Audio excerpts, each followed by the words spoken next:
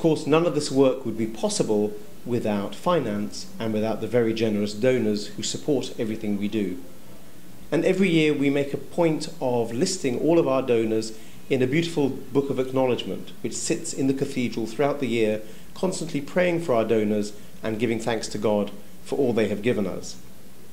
In 2016, we raised just over 4 million rand to cover the running of our building and the services of our clinic, our homeless program, and also pleasingly able to put some money in reserves to help us prepare for the future.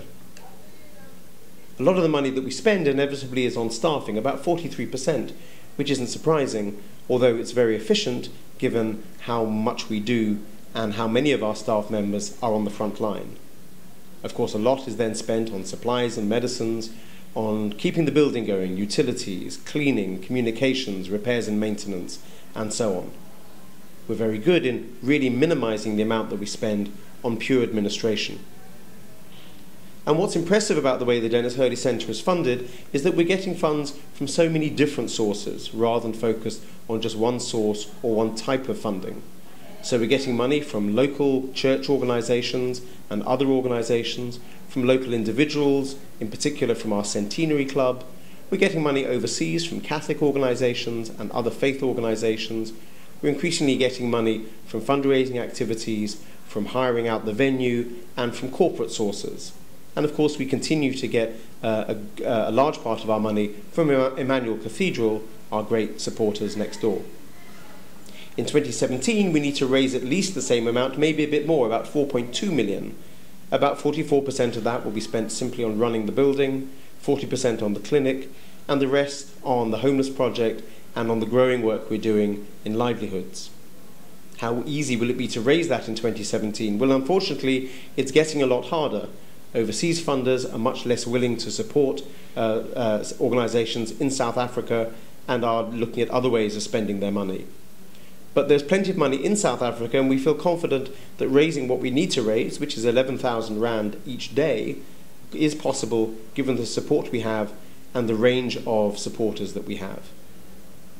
One of the big opportunities has been through fundraising activities of so many different sorts and across different parts of the community, and great support from individual groups who have collections for us and donate to us in that way.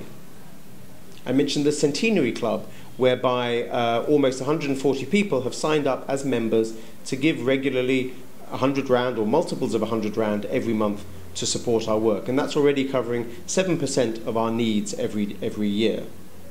We've also raised money from the Sewing Group. The Sewing Group is one of the many projects we have in trying to provide skills to the unemployed, and a lot of that funding happens through the organisation, through the trainees actually making products which they can sell. And we get great support from our partner organisation, the Dennis Hurley Association in the UK.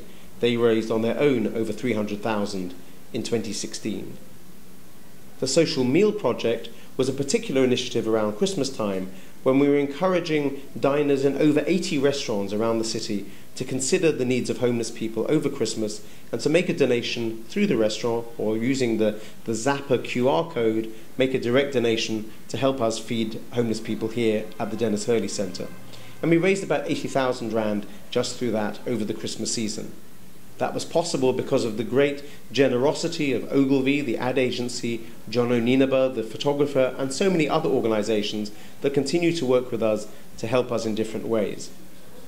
And the reserves that we were able to set aside enable us to begin to set up an endowment fund, because we need to start looking at longer term financing for the organisation.